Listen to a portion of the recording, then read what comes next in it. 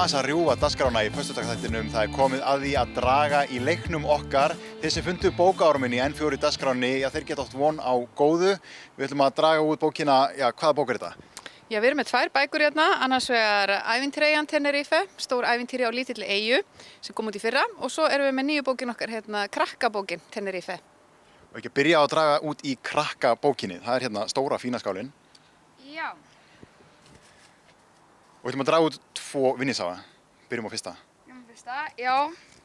Sem sagt, sá sem vann er Emil Halldórsson, 8 ára.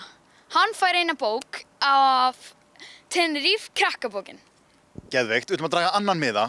Það fór að geima henni hérna. Já. Svo næsti er, við skulum sjá til, Hilmar Dís og Daði Sigga Hilmarsdóttir á Akureyri. Já.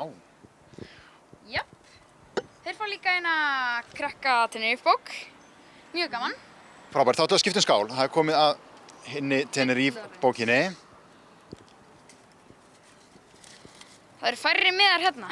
Það eru fleiri sem vilja krakkabókina greinilega. Já, heppin ég.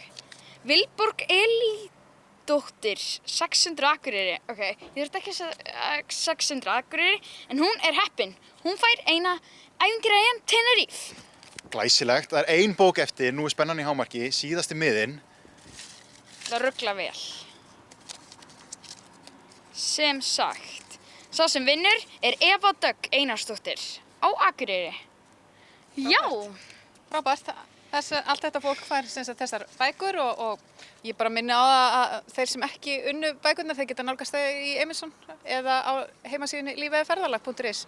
Og við óskum ykkur sem unnuð innilega til hamingju. Við ætlum aftur að endurtaka leikinn. Við erum búin að fela nýjan bókaorm í N4 dagskráni sem er blað sem við gefum út. En það er líka hægt að finna það á netinu, þannig að það geta allir landsmenn tekið þátt, finna bókaorminn og senda okkur á leikur@n4.is.